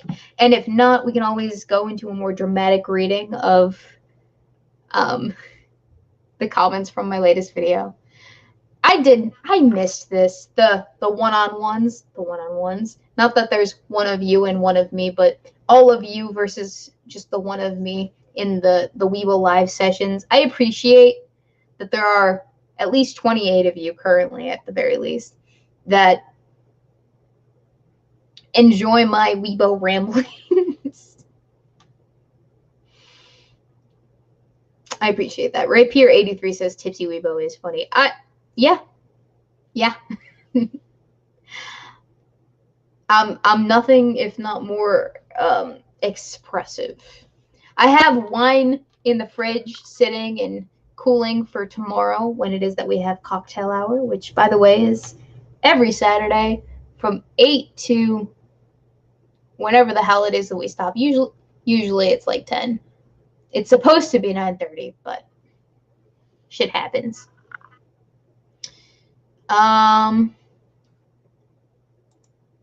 Sejiro Hiko, I agree war should never be the first option, but it's hard not to fight when you're being attacked. Like Aaron J. Danielson, very similar to Kyle Rittenhouse case. So, a very simple way of regarding the idea of war, combat, and engaging in violence is never start the fight. You should never be the one to initiate it. But you definitely have every right to end it. And that's the advice I'll probably give any of my children, is never start a fight. Make sure you finish it, though. And I'll give them the tools, certainly, to be able to do so, but also the responsibility of knowing when the situation arises that they should be. That was something that I learned when I got my black belt in Taekwondo, is not how to kick ass, The most important thing that I learned was when to kick ass. And I think that's a lesson that should be emphasized more than anything across the board for the youth of America, for the youth of the world, actually, if we're being honest.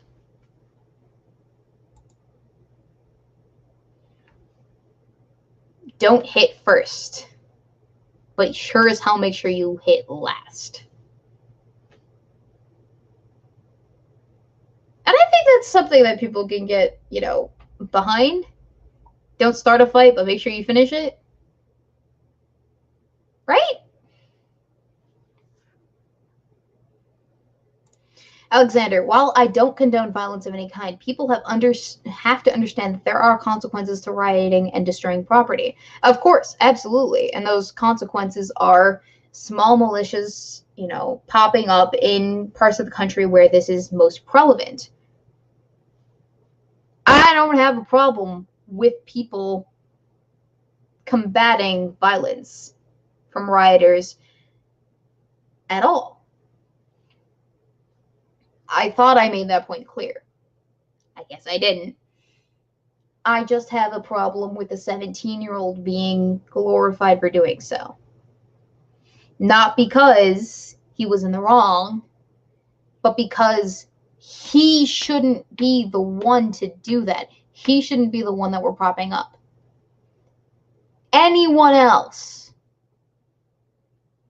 could take up that position, take that stand. Anyone else, and I'd be fine. Not a 17-year-old. Nope. Sorry.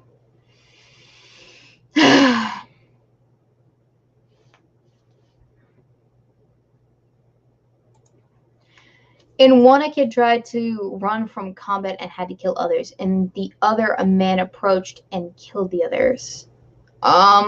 Charlie Harris, what are you talking about exactly? I feel like I'm missing the plot somewhere.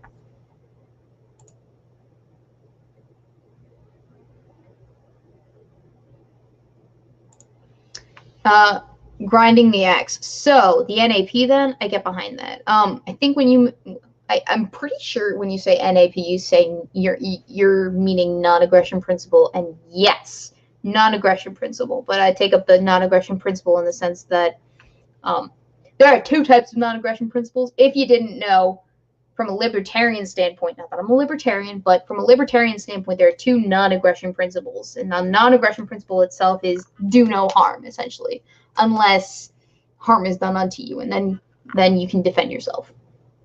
But in the non-aggression principle, there have been two sides that I have seen, and they both pertain to abortion, when it's okay and when it's not. And so, in one half of the non-aggression principle is that if you being the mom, you feel like your life is being impeded upon by a child, not the non-aggression principle. Is that what it is? Maybe I'm misconstruing it.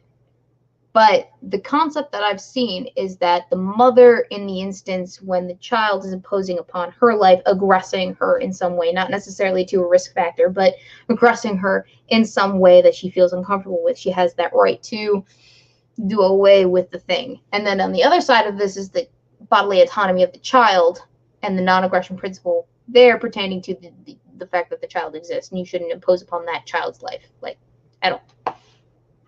I think I explained that correctly, but I'm also 3 beers in, and you know what happens when Weebo gets 3 beers in. Weebo gets a little funky. 1 minute left, ladies and gentlemen. If anyone has a burning question that is super great, please at me in the chat, and I will do my best to answer it, and then we will go. I will leave you to meditate over this nonsense. Quill. So what did I miss? Well, probably me disagreeing with you the whole stream, because I know what your position is, and I know that you disagree with me. That's totally fine. But I appreciate the fact that you don't hate me for my opinion. Definitely.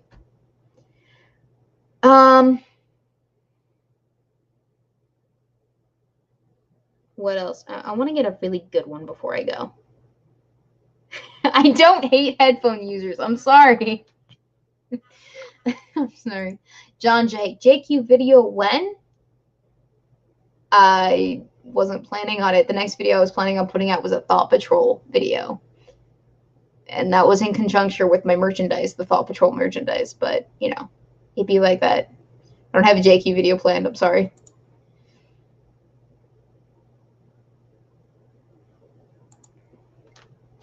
Jim Maloney, are you willing to take up arms against your political opponents? Outright?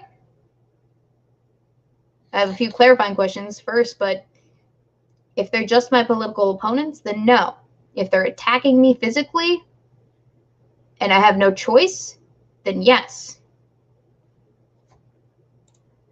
Ooh, sorry. I don't think that a person espousing a different opinion to you needs to be attacked physically. It's when they start attacking you physically that it is time to defend yourself.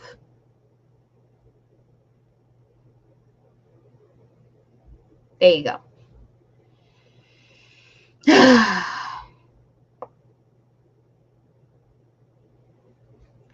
Am I really that loud? I'm not even sitting near the microphone. It's like 3 feet away from me. I'm so sorry. Okay, so we're at 2 hours, 1 minute, 17 seconds right now. Ladies and gentlemen, I want to thank you for joining me for this discussion. I know that my opinion is not universal for everybody. I know that there are people that disagree with me, and I appreciate that fact, because it would be super boring if there weren't people that didn't agree with me. Thank you to everyone who joined me, who donated, who talked with me, who took the time out of their day to express, to espouse why they disagreed with me, especially those people, because that's honestly what this channel is about. I mean, it is about also making people laugh, but it's simultaneously intended to expose myself to things that I'd never considered or maybe never even thought about, which are basically the same thing now that I think about it. Anyway, tomorrow will be the cocktail hour stream with me and Polly, myself and Polly. This was just a one-off with myself and the audience. I hope y'all appreciated it. And I hope maybe you took a little bit more of this away from it than not, and that it helped in expanding upon my video that I put out today. I do feel a little bit bad that some of it got lost for a few. That's on me. I'll do better. I promise. But thank you. And I'll see you tomorrow. And then sometime next week. I'm aiming for Monday. Fingers crossed, but we'll see. Anyway, have a happy Labor Day, and see you tomorrow. Bye, guys.